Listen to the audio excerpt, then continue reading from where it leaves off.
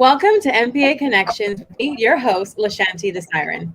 This podcast will be diving into the MPA Connect network. This network exists to connect MPA managers across the Caribbean. In this special series, each episode will feature interviews with managers from across the network to show how this initiative is meeting the real needs of MPA managers by tapping into the wealth of real-world experience and inspiring new approaches and ideas for their marine protected areas. Today, our guest is Amanda Acosta from the Belize Audubon Society. Welcome, Amanda, to the show. Hi, thanks for having me. So my name is Amanda Acosta. I am the Executive Director of Belize Audubon Society. We are a NGO who has been given co-management of 7 national protected areas.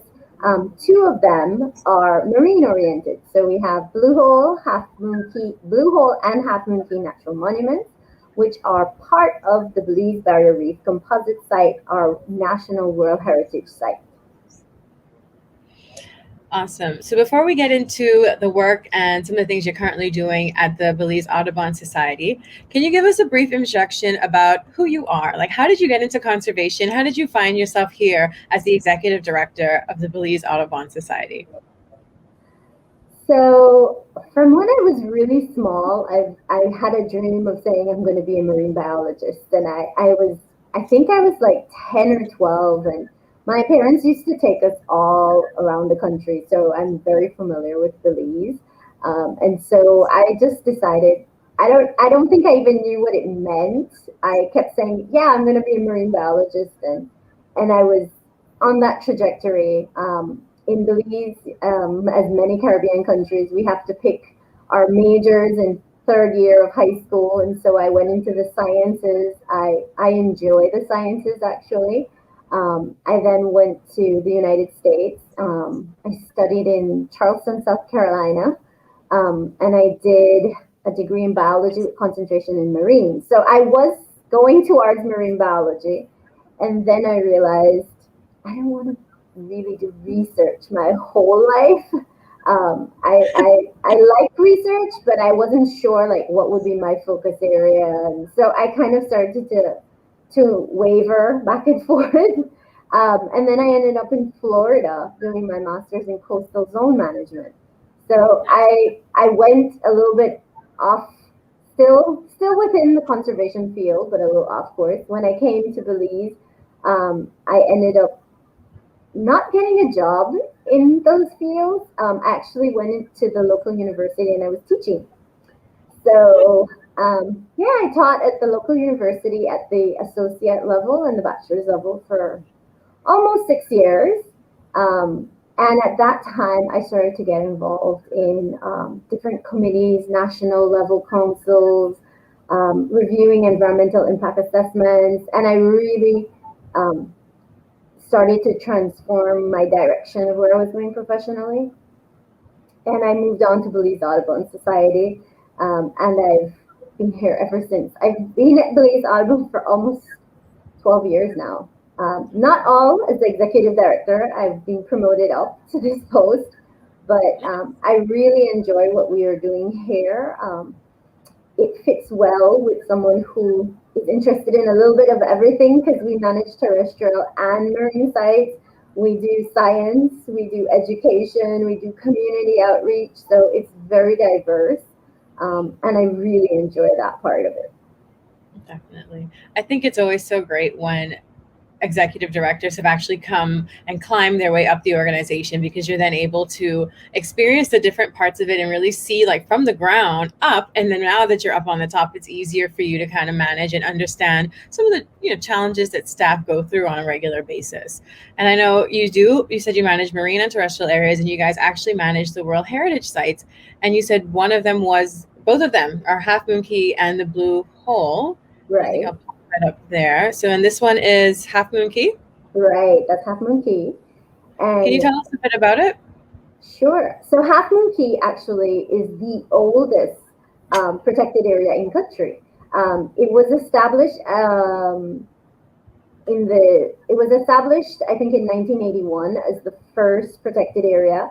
Belize is a fairly young country. We weren't independent until September of 1981. So this was the first protected area under our first legislation that outlined national protected areas.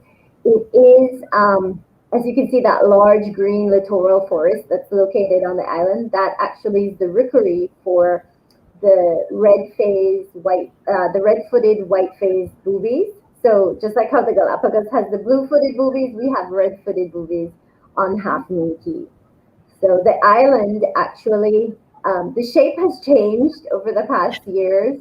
That little hook that's on the west side didn't exist before, so it's a really interesting example of how hurricanes have changed the demographics of the island. But it's a beautiful island. It's actually not very close to anything. It is the farthest most territory of the country. Oh, wow. It's 55 miles from the mainland. And so it has a lot of logistical issues when we talk about management. So yeah. Do you get tourism to that island then, that being that far? Yes, we do. It is surprising. There's actually, the allure of it is that it's only 7 miles away from the Blue Hole. So that's the other image that we had sent. So the Blue Hole is, yes, that's the world-known, iconic Belizean image that everyone uses. The Blue Hole is world-renowned because it was explored by Cousteau in the Calypso when he was going around the Caribbean exploring. It's actually a bucket list dive site because when you get to about 100 feet in the dive, you have stalactites and stalagmites. So it actually is a cave that the lid has kind of fallen in.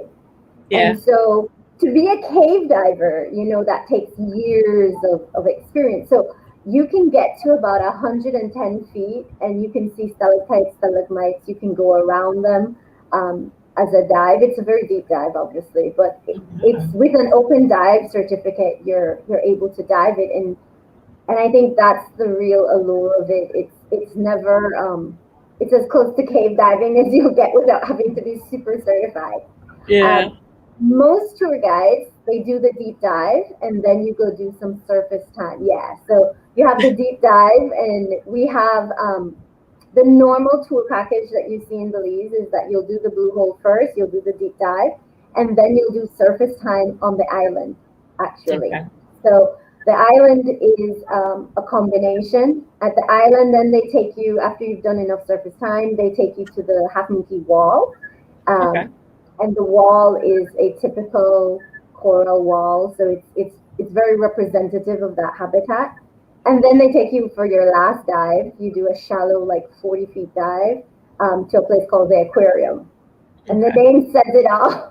So it's really a nice combination that the tourists normally do as part of their package. So you do a super deep dive. Blue Hole, what you're really seeing is stalactites, stalagmites. You're getting that vibe of eeriness, actually. And then you get a wall dive, so you see a coral reef structure, the wall structure, and then you do a shallow, just a lot of fish and turtles and shallow reef corals. So it's a really nice package, and so they do it as a combo, Blue Hole and Half Moon Key. So then what are some of the challenges with that, like with having tourism to these protected areas and these places? Well, there's several challenges. One is obviously always going to be the logistics of the site. So with tourists, you have to have amenities. So we have compost toilets. Again, that's because of World Heritage. We have to be very eco-friendly. We have to maintain our footprint. So we've had requests before where you should build palapas and the World Heritage designation is not really suited for all of that, but we have put in picnic tables. We have really nice coconut trees. We just make sure that the coconuts aren't on the trees. But yeah, we have logistically, I think just any construction we do on site is super expensive because it's just so far away. If there's emergencies, so we really do have to work closely with our tour operators.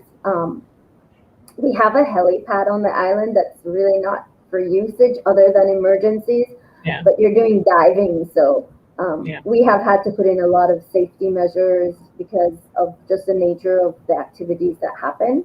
But for us, I think it's creating that feeling of going to the end of the world, to a remote beach. Your cell phone doesn't work, nothing works, Yeah. which is fantastic for the tourist. As the operator, it's a bit nerve wracking, so we've had to invest into like satellite internet and Mhm. just really like the logistics for me as a manager is where I feel that we have some of the greatest hurdles and challenges. Wow. And so, how are these areas utilized by the local communities, or is it just typically tourists that go there? No, so it's a mixed use site. The two protected areas are actually located within the Lighthouse Reef Atoll. So Belize has three atolls outside of our barrier reef. You have Turnef, you have Glovers, and you have Lighthouse Reef Atoll. So Lighthouse Reef Atoll is actually the smallest in terms of the narrowest. It's a lot of just patch reefs, and it's really good for conch habitat. So Belize, like Bahamas, has very productive conch fisheries. It is CITES regulated, so there are quotas and there's fisheries regulations in place. But it is that is one of the primary products that is extracted from the atoll. So we have local fishermen. It is very unique in how they fish. Yes, as you can see, they are from the northern part of the country, so they are actually farther than the Belize city. So they're about 65 miles maybe Wow. from the site. So they go in their sailboats and they have these canoes. They have up to 8 men on the boat. They live on the boat for the 8 to 10 days they're fishing out there. Yeah. And then they just harvest. They harvest conchs if it's in season, and then a lobster when lobster is in season, and some fin fish. But if you're going that far, you're going for high end product, which is really conch and lobster. So these Yeah. fishermen are part of our stakeholders. So, do you have any challenges in regards to fishermen not following regulations? Like, how, when it comes time to enforce some of these rules and regulations, like the conch and crawfish season, lobster season, how do you find that goes? Because obviously, you said this is very far out. Do you have other fishermen reporting, or is it that you find out when they bring them back in? Like, how does that work with this World Heritage Site and multi-use area? So for the past, I would say 6 years, we've really been taking a grassroots approach. Okay. We use what we call boat to boat, which is a door to door kind of idea. So our community liaison officer, we have him. He goes out. He normally goes out 2 to 3 times a year, maybe even four, depending on funding and seasonalities, where he basically, we go in our boat and while they're fishing, so we go early morning or in the afternoon when they're done fishing, and we approach the boats. And so we explain to them what is the data coming out of our scientific data. So we do pre and post season data collection for conch and lobster. And so we Okay. use that in infographics and easily digestible information. So we share that with them. We talk about legislation, any changes that has happened, reminding them of seasonality, and really getting that kind of building trust with the fisher folks and with our stakeholders. It has turned out really well for us in that it has actually become a intel source for enforcement. Nice. So those who trust us and know that we do our job and that we are as transparent as we can be and we try to practice um, equity across the bar, they really do tell us a lot in terms of, there's a weird boat around here, we've been seeing him. Mhm. We don't see any of the markers for the vessel registration. So it has turned into a form of intel for us. And to me, that's just an indication that it works really well in that they trust us and that they know that it's being told in confidence. It's all anonymous, so no one knows, but we give them a number that they can call and give us any information they have. But I mean, you'll always have bad eggs. You'll always have that rotten apple in the bunch that you have to really deal with. And we work closely with the fisheries department, and our staff are actually fisheries officers, so they enforce the law. And we go out there and we actively patrol.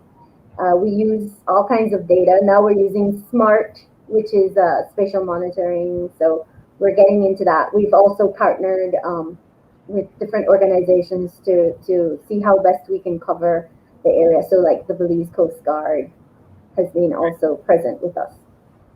So, and just to kind of go back to what you said about the fishermen that actually trust you guys, give you the information you need, did you have a hard time gaining these fishermen's trust? Like, do you find that the fisher folk take longer to trust you guys to start giving information, or did you find it very easy to get that relationship? It took time. Honestly, it takes time. Like I said, we've been doing this for 5 to 6 years, and I would say in the beginning it took a year or two maybe of them constantly seeing us, a constant presence, sharing information with them. It takes a few times for them to say, oh yes, the guys at Belize Audubon take us serious, and they do follow up with intel, because that's the other thing. They can give you intel, but if you just ignore it or don't follow up, they know. They tend to have small circles, and so they know. And so we found that the more they told us and the more we acted on what they told us, it became kind of a feeding relationship. The trust is really where you have to build the trust. But I would say it took 2 years to build that trust. It's not overnight for sure.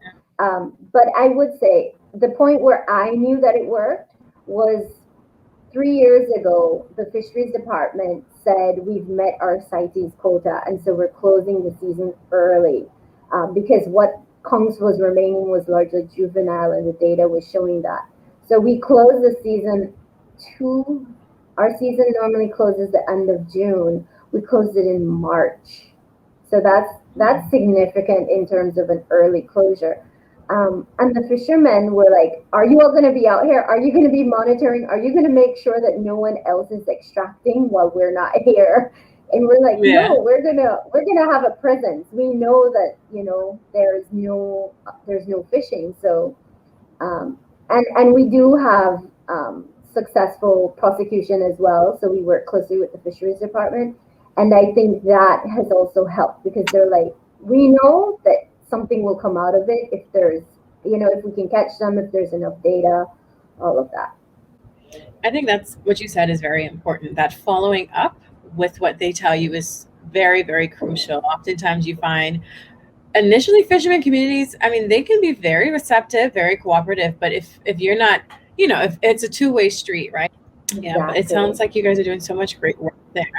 Thank you. And what would be your recommendations to other people in the network who may face some of the similar challenges with, either the distance of your area, enforcement? Like if you had to just kind of give just general tips and tricks or advice to other MPA managers, World Heritage Site managers, what would you say would be the number 1, 2, 3, or one tip that you would give them? Well, I think World Heritage, a lot of it is maintaining it. So I think one tip that I would give towards the World Heritage is know your regulations, know what World Heritage allows, doesn't allow, know what you can and cannot do. So like I was telling you with tourism, we can't really have major footprints, but what can we do? How can we maximize? World Heritage is a name brand. I don't think everyone has realized that. I have been told stories anecdotally of people who say, oh, I'm going to World Heritage sites and I'm just going to go visit all these UNESCO World Heritage sites. So it's a marketing branding tool that we need to maximize. So I think from that end, that's why I'm saying know what your regulations are, know what you're allowed to do, so that you can maximize the brand. World Heritage is we're managing something of international value, and we need to know what that is, and we need to market it. So from a financial point of view, I think that plays in as well. The second point I would think, or second tip I would give is determine your priorities. Like I said, I know that financing is something that people are having a hard time with. determine what your priorities are. Enforcement normally is a high priority, but enforcement is not only heavy-handed, right? For us at Belize Audubon, we think of enforcement with three kind of prongs, right? You have enforcement as in the traditional, I'm out there patrolling and trying to bust people, kind of trying to catch that, like a policeman kind of enforcement. But you also have soft enforcement where you're educating and informing people. So the community part of it is really important, because you're building that trust. People know what you do, people understand what you do and why you do it. Right. That gets you buy-in. And I would say a lot of people will buy in more than you think. It's probably a small percentage that are doing illegal activity. Most people are just hardworking, honest fisher folk who are trying to make a living. And so once they understand that you're there for them and for the resources, I think that's vital. And then the third aspect to that, which I'm not really talking about, but it's alternatives. So if fishing is getting hard out there, then we have written a couple grants where we've looked at alternatives so that a fisherman, this is our take on it. A fisherman is a fisherman is a fisherman. He's not going to stop. It's in his blood. It's who he is. We have to understand that he loves the sea, but the reality is it might not be sustainable for his lifestyle anymore. There might be more people in the fishing industry. There might not be enough product, which is something people don't want to hear, but it's possible. I mean, you'd have to look at the data depending on the country, but what you do is you create an alternate source. So what that means is I can still fish, but I can follow the laws and the rules because I don't need to fish for my livelihood completely. I have another source of money. Yeah. So we talk a lot about supplemental income to our fisher folks. And some of it is we appeal to the wives. We're like, what can you do? Would you like we've looked at micro grants and all of that before. So setting up small businesses, little mom and pop shops and that kind of stuff, which is really something that they can sustain. So we look at, like I said, it's all in line with making enforcement a priority, but obviously enforcement is not just heavy-handed policing. Yeah. But I do think that if you can do that well, the resources are going to definitely benefit in the long run. For sure. So 2 major areas, like I said, from a World Heritage, make the most of your designation, but figure out what you can and cannot do, and look at the branding of the World Heritage. I know a lot of us, we've had problems with that, and that we get on the endangered. Belize was on the endangered list because the country doesn't make it a priority. But you have to put it on the table. You have to, it's like you're being given this gift and it's international value. But sometimes we don't realize that. We don't realize what we're being given or what we have, what we as a country have been gifted by God, Yeah. So I think that's where we need to know what it is. And then, like I said, I really do feel prioritizing to get through COVID. That's our lingo, right? Prioritize what's of importance. Right. So that you can keep the resources that we have and the presence that we have. Yeah, and I love that point you made, your first major point where you said sometimes we just don't realize the gift we've been given. And I think a lot of Caribbean countries suffer from that, where we love to boast our beautiful resources, our beautiful oceans, all of these things that we have beautiful that are naturally occurring.